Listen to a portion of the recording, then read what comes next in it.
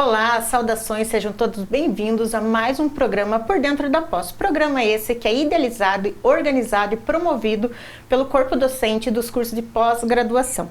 Eu sou a professora Priscila, atuo como tutora dos cursos de pós-graduação na área da saúde. E hoje, nesse nosso que é o último programa do ano de 2023, nós estamos aqui para falar sobre a AIDS e o HIV em atendimento às premissas do Dezembro Vermelho. E para discorrer sobre assuntos, nós contamos com a ilustre presença da professora Bianca, que é enfermeira, especialista na área e também atua como tutora de cursos da pós-graduação na área da saúde. Falando um pouco do HIV, contextualizando, o HIV ele foi o vírus da imunodeficiência humana, ele foi descoberto no início da década de 80 e desde a sua descoberta ele vem sendo estudado, ele tem sido assunto de conferências, de tratados internacionais, porque ele é caracterizado atualmente como uma pandemia também. Então ele é objeto de, inclusive, de metas dos Objetivos de Desenvolvimento Sustentáveis, da agenda dos ODS, da agenda de 2030, no qual os países signatários têm metas a serem cumpridas de forma a erradicar, combater e promover medidas de prevenção do HIV. Então, para iniciar nossa conversa aqui com a professora Bianca, professora, você podia assim nos contextualizar quais são as premissas do Dezembro Vermelho? Então, o Dezembro Vermelho é uma campanha que foi instituída pela Lei 13.504 de 2017, que tem a finalidade de prestar assistência à prevenção e principalmente à proteção dos direitos das pessoas que vivem com o HIV. Nas ações que são realizadas nessa campanha, então, são realizadas ações de promoção, palestras, eventos e também atividades educativas, iluminação de prédios com a cor vermelha e também são veiculadas campanhas na mídia. É importante dizer que, como o HIV, a AIDS, eles são assuntos tratados internacionalmente, de um interesse global, ações de promoção, combate, erradicação da AIDS. Anualmente emite-se um relatório promovido pela Organização das Nações Unidas, pela ONU, e no último relatório que foi emitido para o ano de 2022, foi constatado que aproximadamente 39 milhões de pessoas em todo o mundo convivem com o HIV ou chegaram a desenvolver a AIDS. Dessas pessoas, 30 milhões delas já estão passando por tratamentos esses que são disponibilizados de acordo com a nação no qual ele está sendo tratado. No Brasil, aproximadamente, nós temos em torno de 1 milhão de pessoas infectadas e dessa 1 milhão, mais ou menos 723 mil pessoas já usufruem de tratamentos. Tratamentos esses são disponibilizados pelo nosso SUS gratuitamente. A Bianca vai falar um pouco mais depois dessas políticas, do acesso ao tratamento, acesso aos exames, a detecção, como que é feito toda essa tratativa quando a pessoa ela é diagnosticada como portadora do vírus. Professora Bianca, contextualizando agora o próprio HIV, a AIDS, quais são as principais características e os agentes etiológicos? Então, os agentes etiológicos são o HIV-1 e o HIV-2. Esse vírus, ele ataca o sistema imunológico. Então, ele acaba tendo preferência pelas células linfócitos T, CD4. Então, acontece que o vírus ele tem a capacidade de modificar o DNA dessas células. Então, ele acaba fazendo essa modificação para conseguir se multiplicar. Depois que ele se multiplica, ele acaba destruindo essas células para buscar outras células e continuar essa infecção. A partir do momento que ele realiza essa destruição dessas células, se a pessoa não busca o tratamento, não realiza o tratamento com antirretrovirais, que é o tratamento preconizado hoje em dia, disponível pelo SUS, então essas células elas são destruídas e o organismo acaba não conseguindo reagir e se defender contra infecções, contra doenças, e quando isso acontece, então, essa infecção pelo HIV ela pode acabar levando a AIDS, que é a síndrome da imunodeficiência adquirida. Ah, legal. E quais são os principais modos de transmissão? Então, o HIV ele pode ser transmitido por via sexual, através, né, de fluidos corporais, por via sanguínea e também através da transmissão vertical, que é quando acontece a transmissão da mãe para o filho. Isso pode acontecer durante a gestação, durante o parto e também na amamentação. Uhum. E como são definidas as etapas e as manifestações clínicas? Então, o período de incubação a gente, desde o momento da infecção pelo HIV até o aparecimento de sintomas da fase aguda, que é chamado da síndrome retroviral aguda, pode durar de 1 a 3 semanas. E também o período da transmissibilidade. A partir do momento que a pessoa é infectada pelo HIV, ela pode estar transmitindo esse vírus. Só que tem alguns momentos assim que a capacidade de transmissão acaba sendo maior, que é o momento da infecção precoce ou então da infecção avançada, que é onde se tem uma carga viral elevada e essa transmissão acaba tendo um risco maior. E também existem alguns processos infecciosos e inflamatórios que podem estar favorecendo essa infecção, principalmente as infecções sexualmente transmissíveis. E nos últimos anos, assim, a gente está tendo um aumento no número de casos de infecção pelo HIV, tanto em adolescentes quanto em jovens, porque está sendo esquecido o uso do preservativo. Está sendo deixado de lado, então qualquer pessoa que tem relação sexual desprotegida, sem preservativo, ela está suscetível a essa infecção. Até estudos promovidos por organismos das Nações Unidas, da ONU, relatavam que o vírus da AIDS ele estava presente em grupos de vulnerabilidade, né? Vulnerabilidade social, vulnerabilidade econômica, enfim. Só que, infelizmente, nos últimos anos, esse comportamento está mudando, esses números, esses padrões de transmissibilidade está mudando. Então, antes que era associado a grupos de gêneros, né, ou de opções sexuais, hoje em dia está afetando principalmente jovens. Os jovens cada vez mais estão iniciando a sua vida sexual mais cedo. Não se tem essa preocupação de usar a preservativo, né, de realizar práticas sexuais seguras. E não quando a gente fala de usar preservativos em relações sexuais, nós não estamos falando única e exclusivamente da AIDS. Nós estamos falando aí de aproximadamente 13 doenças que são sexualmente transmissíveis, hoje definidas pelo Ministério da Saúde, que elas são combatidas, os métodos de preservação usando o preservativo. Só que, infelizmente, o número de jovens, o número de mulheres que estão sendo infectadas está crescente. E ainda há alguns comportamentos de risco que se tornam questões de saúde pública, que são as pessoas que não procuram assistência médica, não procuram serviços de saúde mediante alguns sintomas, né? Porque toda doença sexualmente transmissível, inclusive a AIDS, elas têm os seus primeiros sintomas, né? Suas primeiras características, e a pessoa simplesmente passa por aquele período e não procura uma unidade de saúde para poder fazer um teste, fazendo esse teste para saber qual que é os próximos passos mediante um teste positivo.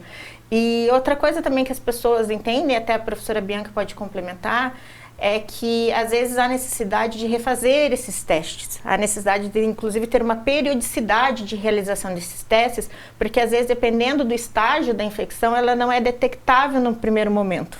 Há necessidade de inclusive de refazer, não é isso, professora Bianca? Isso, exatamente.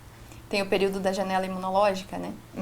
Então, nós temos o período da infecção aguda, onde esse período ele acontece nas primeiras semanas após a infecção pelo vírus.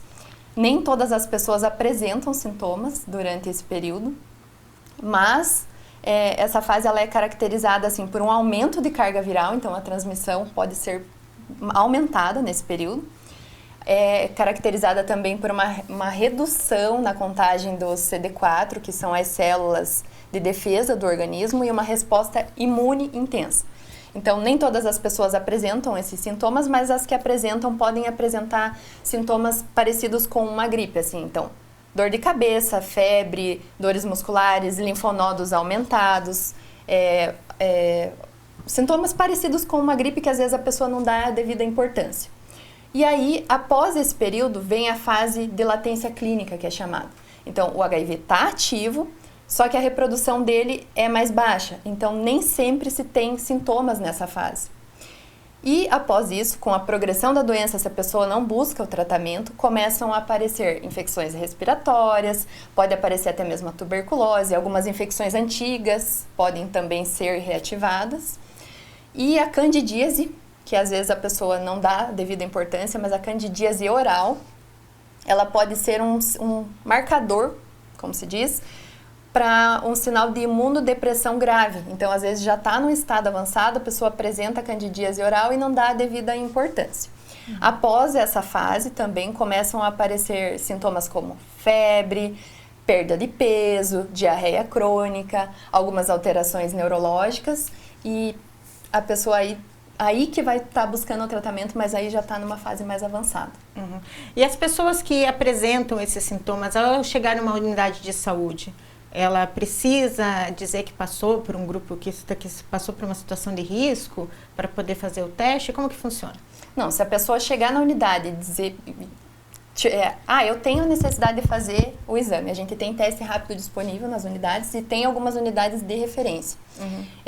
Aqui em Curitiba, desde 2014 também a gente conta com A Hora é Agora, que é um projeto para se realizar o autoteste. Então a pessoa tem a possibilidade de entrar nesse site e está solicitando esse autoteste para receber ou pelos correios, no endereço que ela preferir, ou então está retirando esse autoteste no armário digital na rodoviária mesmo aqui de Curitiba, ou escolher uma das quatro unidades de referência aqui de Curitiba também para estar buscando esse teste.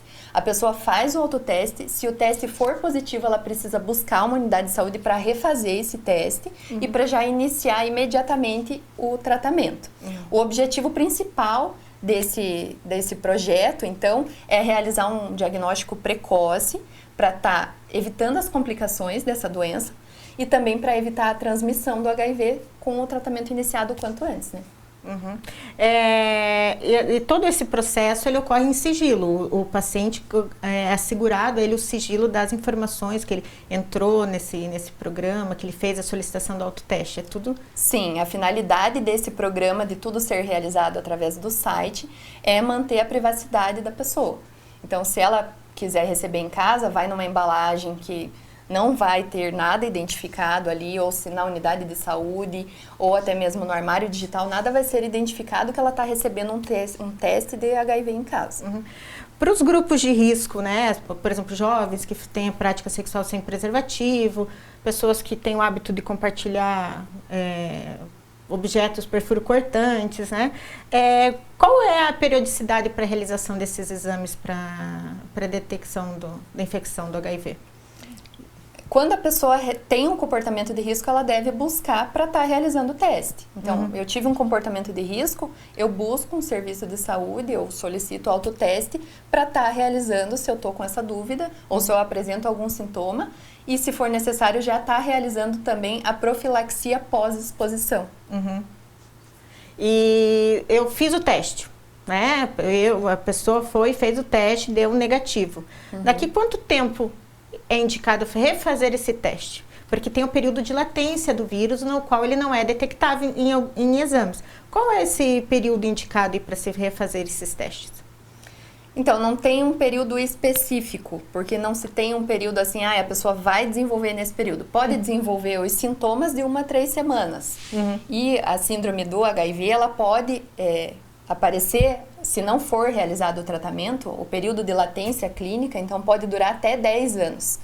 Então, depende muito da carga viral no momento da realização do exame. Se a pessoa está com dúvida, teve o comportamento de risco, busca o serviço de saúde e é efetuado esse exame. Não precisa ter um período específico. Tive um comportamento de risco, faço o exame, se for necessário, faço a profilaxia. E se eu continuo com dúvida, eu posso solicitar esse exame. Então, é muito importante sempre ressaltar que a qualquer manifestação clínica, de qualquer sintoma atípico, até mesmo às vezes aquela sensação, isso aqui é uma gripezinha, um resfriado, estou com uma crise alérgica, é sempre bom procurar uma unidade de saúde, a unidade de saúde mais próxima, porque qualquer sintomas, como, né, uma simples gripe, aí nós vimos que tem inúmeras doenças que elas se manifestam como se fosse com sintomas de gripe, é importante procurar a unidade de saúde para ser feito exames, o diagnóstico, principalmente iniciar um tratamento quando cabível e também fazer toda a questão comportamental para evitar a contaminação de novas pessoas, né?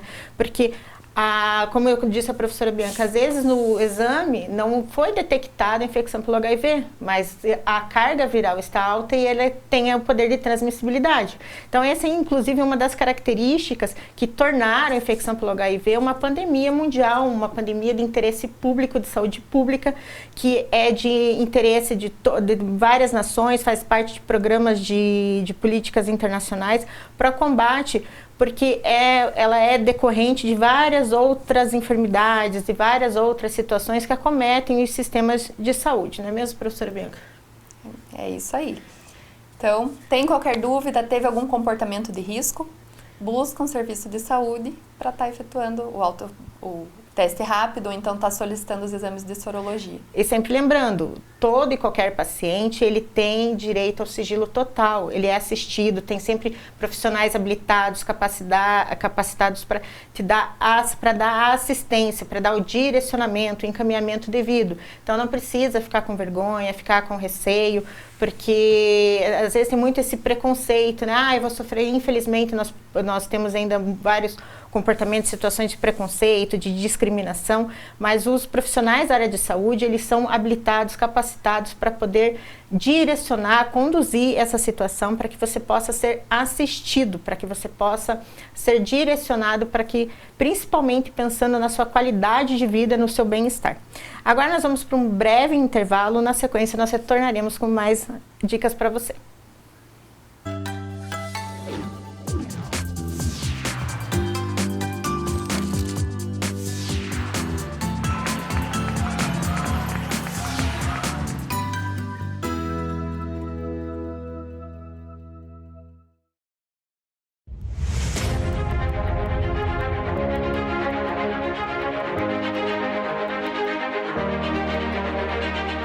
No ponto mais privilegiado de Curitiba, no Alto do Pirazinho, o sítio de transmissão do Super Canal 13, 13.1 TV Cultura, uma das emissoras mais admiradas e premiadas no Brasil e no exterior, com mais de 400 prêmios.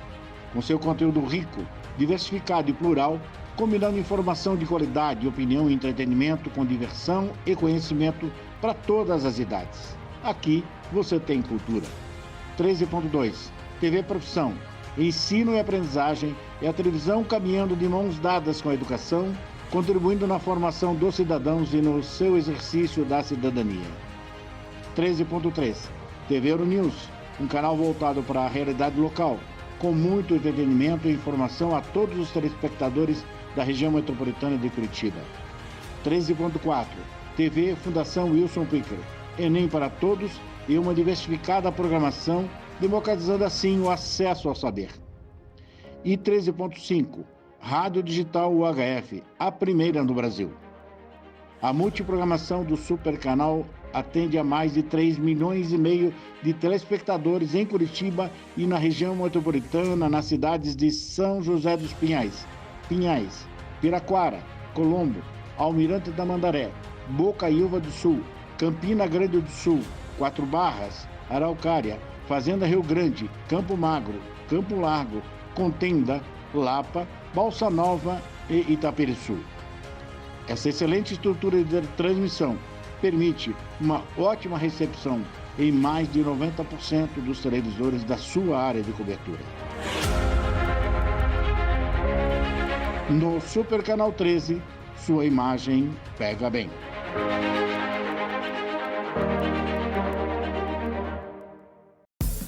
O Ministério do Turismo, a TV Cultura e o Uninter levam até você Provoca.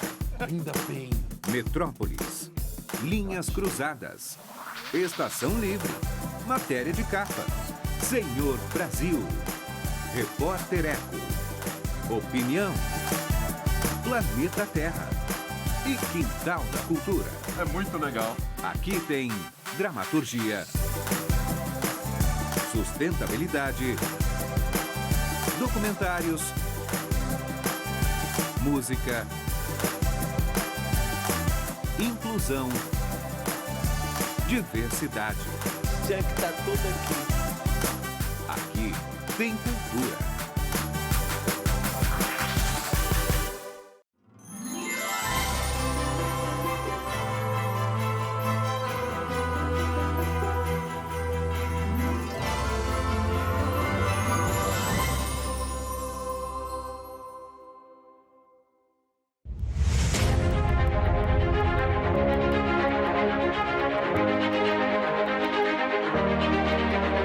Localizado no ponto mais privilegiado de Curitiba, no Alto do Pirazinho, o sítio de transmissão do Super Canal 13. 13.1 TV Cultura, uma das emissoras mais admiradas e premiadas no Brasil e no exterior, com mais de 400 prêmios. Com seu conteúdo rico, diversificado e plural, combinando informação de qualidade, opinião e entretenimento com diversão e conhecimento para todas as idades. Aqui você tem cultura. 13.2 TV Profissão. Ensino e aprendizagem é a televisão caminhando de mãos dadas com a educação, contribuindo na formação dos cidadãos e no seu exercício da cidadania. 13.3 TV Euronews, um canal voltado para a realidade local, com muito entretenimento e informação a todos os telespectadores da região metropolitana de Curitiba. 13.4 TV Fundação Wilson Picker, Enem para todos e uma diversificada programação, democratizando assim o acesso ao saber. E 13.5 Rádio Digital UHF, a primeira no Brasil. A multiprogramação do Super Canal atende a mais de 3,5 milhões de telespectadores em Curitiba e na região metropolitana, nas cidades de São José dos Pinhais, Piraquara, Colombo, Almirante da Mandaré, Bocaiúva do Sul, Campina Grande do Sul, Quatro Barras, Araucária, Fazenda Rio Grande, Campo Magro, Campo Largo, Contenda, Lapa, Balsa Nova e Itaperiçu. Essa excelente estrutura de transmissão permite uma ótima recepção em mais de 90% dos televisores da sua área de cobertura. No Super Canal 13, sua imagem pega bem.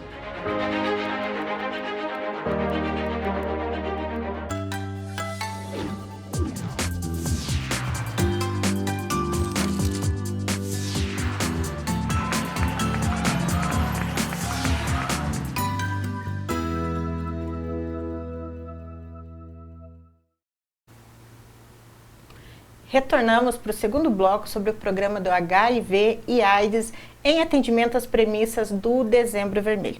Falando novamente do relatório da UNAIDS promovido pelas Nações Unidas em atendimento aos ODS, ou Objetivos de Desenvolvimento Sustentável, no último relatório emitido referente a dados do ano de 2022, foi emitido também um documento chamado O Caminho que Põe Fim à AIDS. Nesse documento, tomando como base todas as estratégias, todas as iniciativas que as nações, os países signatários da Agenda 2030 tomaram, a ONU ela prevê várias estratégias, várias medidas com o intuito de acabar e erradicar a AIDS até o ano de 2030. Há uma grande expectativa de que isso realmente venha a se concretizar devido aos avanços tecnológicos, os avanços da ciência também, a questão da melhoria da qualidade de vida das pessoas que são portadoras do vírus do HIV ou que vêm a desenvolver a AIDS.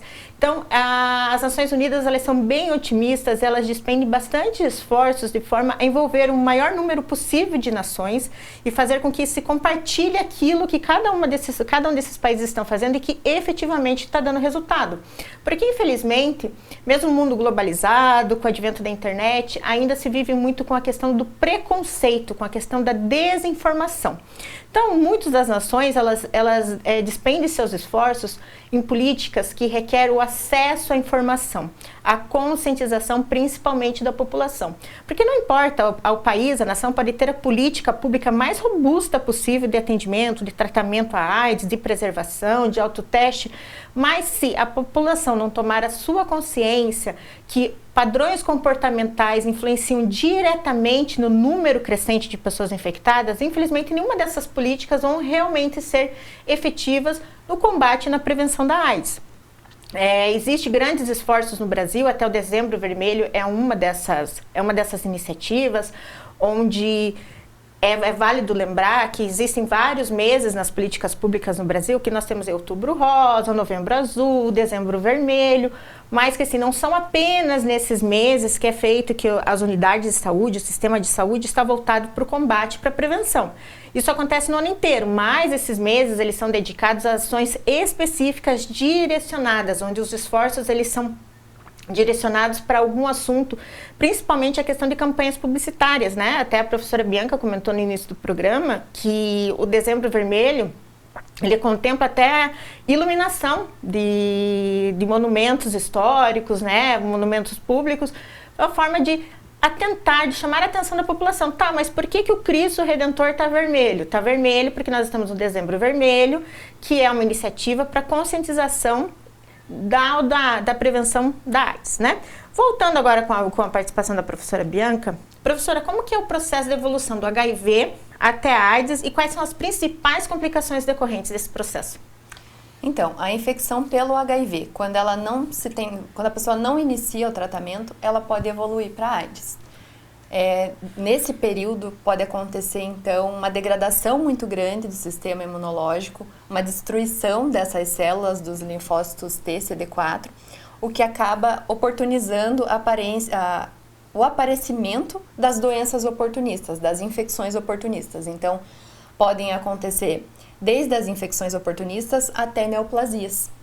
Então, as infecções oportunistas mais comuns são pneumonia, neurotoxoplasmose, tuberculose, meningite, e entre as neoplasias, as mais comuns, se tem o sarcoma de Kaposi, que são lesões de pele, tem também o linfoma não Hodgkin, que tem origem no sistema linfático, e o câncer de colo de útero em mulheres jovens. Além de todas essas infecções oportunistas e neoplasias, podem aparecer algumas complicações relacionadas a todo esse processo inflamatório que a infecção pelo HIV acaba ocasionando em alguns órgãos. Então, podem aparecer miocardiopatias, nefropatias, neuropatias, tudo ligado a esse processo inflamatório que o HIV acaba causando. E entre as complicações, então, quando se tem uma co-infecção, ou seja, uma infecção combinada do HIV com outras doenças, como tuberculose, sífilis e hepatites, a progressão dessas doenças, o prognóstico, pode ser agravado pelo HIV. Uhum. Então, lembrando que como o sistema imune da pessoa, do portador do HIV, ele fica comprometido por questão da destruição de células que atuam efetivamente na defesa do corpo, é aí que ocorre a incidência de óbitos por pessoas que são infectadas, porque ela se torna suscetível. Então, uma gripe que se levaria em torno de uma semana para ser tratada, dependendo do sistema imune da pessoa, essa gripe pode evoluir para uma pneumonia, pode levar meses para ser tratado, pode ter complicações em outros órgãos, porque o sistema de defesa do organismo está comprometido por conta da destruição de células do sistema imune, que é a CD4, que é uma célula extremamente importante no processo de defesa contra infecções, principalmente as infecções, às vezes até a gente fala de uma gripe, por exemplo, de uma até candidíase, porque as mulheres têm o fungos, mas às vezes em situações de baixa imunidade acaba desenvolvendo quadro clínico. Então, essa é a maior preocupação. Muitos das medicações hoje, dos estudos que são direcionados à AIDS, eles estão voltados principalmente à qualidade de vida dos portadores, de forma que melhore esse sistema imune, que a pessoa não seja tão acometida por infecções oportunistas, né? Professor Bianchi, hoje, quais são atualmente no SUS, né? Porque todo o tratamento para AIDS hoje ele é disponibilizado pelo SUS. Vale aqui lembrar que o Sistema Único de Saúde pode não ser, né, pode não atender 100% da população brasileira, mas desde o ano de 1990, a partir da Lei 8.080, com a criação do SUS, é um dos mais robustos sistemas de saúde pública do mundo, inclusive é referência para países desenvolvidos. Ele tem uma rede de assistência excelente, inclusive cada vez mais abrangente, inclusive o tratamento da AIDS hoje ele é todo assistido pelo SUS. Cada vez que tem um medicamento novo, que tem uma tecnologia nova para tratamento, para prevenção, para melhoria da qualidade de vida das pessoas, é feito todo um estudo para a incorporação desse tratamento no SUS. E hoje, quais são os principais tratamentos disponíveis no SUS? Então, no Brasil, todas as pessoas diagnosticadas como infectadas pelo HIV recebem esse tratamento de forma gratuita pelo SUS. E os principais objetivos e benefícios, então, desse tratamento, como a professora falou, são a melhoria da qualidade de vida dessa pessoa, diminuir as complicações ocasionadas pela infecção pelo HIV, reduzir a transmissão e também, com isso tudo, a mortalidade. Por quê? O antirretroviral, ele reduz a carga viral do HIV no organismo e, com isso, também acontece uma reconstituição do sistema imunológico. Então, essa terapia ela é muito importante, além da melhoria de toda a qualidade de vida para a própria pessoa, mas também para estar evitando a transmissão do HIV. Porque reduzindo a carga viral, reduz a possibilidade de transmissão. Essa carga viral circulante, ela pode chegar num ponto em que a gente pode chamar de carga viral indetectável. Então, vai diminuir as chances de transmissão se a pessoa utilizar o antirretroviral corretamente. Ah, legal. Agora, falando em questões de vigilância, né? Porque como o SUS ele dispõe de toda a parte de prevenção e tratamento da AIDS, tem todo um aparato por trás disso para fazer o controle de pessoas que estão infectadas, pessoas que estão em tratamento, que seria a vigilância epidemiológica. Quais são os principais objetivos dessa vigilância? Então, a vigilância epidemiológica, ela basicamente tem o objetivo de monitorar esses casos notificados de HIV e AIDS para estar solicitando medidas tanto de prevenção quanto de controle e avaliação de todo o impacto dessas intervenções que são realizadas. Então, está monitorando todos esses casos. Ou seja, e quando uma pessoa, quando é feito o teste e esse teste é positivo, qual é o próximo passo para a questão da epidemiologia? Ele tem que ser notificado? Como que funciona? Sim, é uma doença de notificação compulsória, o HIV e a AIDS também, né? Então, o resultado foi positivo. No momento que o resultado positivo, já é realizada a notificação para acompanhamento e monitoramento. A finalidade da notificação compulsória é esse monitoramento, esse acompanhamento dessa evolução e desses casos dessas doenças. Uhum.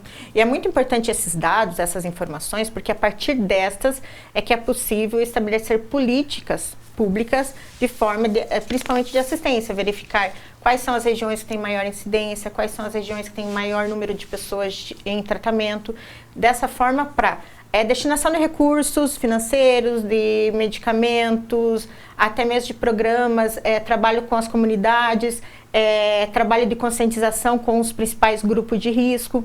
Então, vejamos, nós temos uma incidência maior numa determinada comunidade de meninos entre 14 e 18 anos de testes positivos. Então, a partir dessas informações, é que secretarias de saúde poderão estabelecer estratégias de conscientização de forma a evitar o número crescente de pessoas infectadas. Então, esse é um dos principais objetivos. Essas informações também, além de fazer parte do nosso Sistema Único de Saúde, das informações nacionais, elas também são repassadas para os organismos internacionais que estão envolvidos nesse trabalho aí de prevenção e controle do HIV e da AIDS. Continuando com o nosso papo, quais são os principais objetivos das medidas de prevenção e controle da AIDS? Então, são definir estratégias para estar evitando novas infecções, medidas de prevenção, de controle para evitar essa transmissão e também prevenir que aconteça a evolução do HIV para AIDS. Então, está estimulando e está correndo atrás desse tratamento numa fase oportuna. Então, lembrando, são 2 momentos aí dessas medidas de prevenção e controle. Primeiro é que não tenham novos casos de infecção e aquelas pessoas que estão infectadas, que foram diagnosticadas, para que elas não venham a desenvolver a AIDS. Como dito, a partir dessas informações que é estabelecidas estratégias para trabalhar especificamente com os grupos de risco. Porque tanto para AIDS quanto qualquer outras STs, que são as infecções sexualmente transmissíveis, a prevenção é o melhor remédio. E a prevenção, a mais efetiva é o uso de preservativo nas práticas sexuais. Infelizmente, falando novamente, nós estamos com padrões de comportamento que há uma crescente incidência de jovens com ISTs, não só o HIV, a AIDS, mas nós temos aí problemas de saúde pública referente às hepatites, a sífilis, a herpes, até mesmo outras doenças que pensam-se que não se existe mais, mas que estão tendo uma crescente contaminação aí por conta do padrão de comportamento. E lembrando, o SUS também disponibiliza preservativo, todas as unidades de saúde, não precisa ter vergonha de ir lá, buscar, pegar, independente dos meses das campanhas, sempre vai ter um profissional da saúde habilitado, orientado para prestar informações. Nós temos programas também de saúde em educação que prevê a educação sexual nas escolas, que é desde cedo, conscientizar crianças, jovens e adolescentes sobre a importância da prática sexual com o uso do preservativo, né? Professora Bianca, no papel de cidadão, quais são, além do uso do preservativo, quais são as outras medidas que são efetivas para o controle e para evitar AIDS? Então, o uso do preservativo combinado com ações de prevenção como o diagnóstico precoce e o tratamento dessas infecções sexualmente transmissíveis e outras, né, infecções que favorecem também a contaminação pelo HIV, a testagem para sífilis, hepatite e o HIV quando se tem algum comportamento de risco. Então, tive um comportamento de risco, faço a testagem e, se for necessário, a profilaxia mesmo para pós-contato HIV. Também as questões de realizar a vacina do HPV, vacina da hepatite B, tudo isso para estar diminuindo o contágio dessas doenças. E também a utilização do antirretroviral, porque está diminuindo a transmissão quando eu utilizo a medicação de forma correta. E a prevenção também da transmissão vertical do HIV. Uhum. Essa transmissão vertical, no caso, são das gestantes e mães, né? Exatamente, é a transmissão da mãe para o filho. Então, se tem dados de que, se for realizada de maneira correta, pode ser diminuída para menos de 2% essa transmissão vertical. Uma das estratégias, uma das medidas que se tem hoje no SUS é a realização da testagem rápida já no momento da vinculação do pré-natal. Na primeira consulta do pré-natal, então, é realizado o teste rápido para HIV. Se for positivo, já inicia o tratamento e também é solicitado os exames de sorologia para HIV no segundo e no terceiro trimestres de gestação. É muito importante também relembrar que essas gestantes elas devem utilizar, qualquer gestante, preservativo em todas as relações sexuais e no período da amamentação para evitar esse risco de contaminação e está ocorrendo, né, a transmissão vertical. E para as gestantes que convivem com o HIV, é necessário reforçar, então, essa importância da utilização da terapia antirretroviral durante a gestação e também no pós-parto, para manejar as crianças expostas ao HIV, ou então as crianças que são filhos de mães que vivem com HIV. Existe um protocolo no SUS que deve ser seguido, com realização de exames, de consultas, tudo seguido para estar monitorando bem de perto, sabe, essas crianças. Uhum. As crianças, elas são assistidas por quanto tempo? No caso, os filhos nascidos de mãe, portadoras do HIV. Então, o protocolo solicita crianças até 1 ano, mas a gente tem o acompanhamento de todas as crianças no SUS até 2 anos de idade, existe o programa da criança. Então, as crianças já no SUS já são acompanhadas até 2 anos de idade em todas as fases, mas crianças expostas ao HIV, elas têm um protocolo diferente de solicitação de exame, de rotina dessa criança na unidade de saúde. Então, ela está mais frequente sendo acompanhada. Uhum. E atualmente, quais são os principais programas no âmbito da saúde pública para prevenção, combate e controle do HIV e da AIDS? Curitiba ela foi reconhecida em 2017 pela eliminação da transmissão vertical do HIV. Então, desde 2017, ela está mantendo esses bons resultados. Existem 2 programas, então, que as equipes de saúde elas realizam de forma integrada. São 2 programas da Secretaria Municipal de Saúde, que é o programa Rede Mãe Curitibana Vale a Vida, que ele foi implantado em 1999, e também o programa HIV/AIDS, que se tem comitês de prevenção de mortalidade infantil e fetal. E também tem um comitê de prevenção da transmissão vertical, tanto de HIV quanto de sífilis. Então, esses programas, eles servem para discutir casos e tudo mais, para estar evitando situações preveníveis. E, além desses programas, nós temos esse programa O A Hora é Agora, onde está disponível, né, esse autoteste para estar identificando o quanto antes esses casos, realizando a detecção, o diagnóstico precoce. Quanto antes for iniciado o tratamento, menores são as chances de complicações e também de transmissão da doença. Felizmente, com o avanço da ciência, com o avanço das tecnologias, os portadores de HIV e da AIDS, eles estão tendo uma qualidade de vida muito maior, o índice de mortalidade também tem reduzido. Antes, na década de 80, na década de 90, a expectativa de vida de uma pessoa que era diagnosticada com HIV, ela se reduzia no máximo a 10 anos, e atualmente nós vemos que essa realidade mudou, né? Graças a esses tratamentos que são disponibilizados, com antirretrovirais, com a questão dos cuidados, enfim, de todo o manejo que é feito com esse paciente, né, com esse portador. A única coisa que não mudou ainda, infelizmente, é a questão do preconceito. Então, é importante nós, como instituição, virmos abordar o assunto do HIV e da AIDS, principalmente dizer quais são as formas de transmissão, quais são as formas de prevenção, porque ainda tem-se, né, nós até conversando um pouco antes, na hora do intervalo, ainda há pessoas que acham que o HIV ele é transmitido por um aperto de mão, por sentar no mesmo banco, mas não é. O HIV ele é transmitido por relações sexuais, por fluidos corporais, pelo compartilhamento de materiais perfurocortantes, nós temos a transmissão vertical.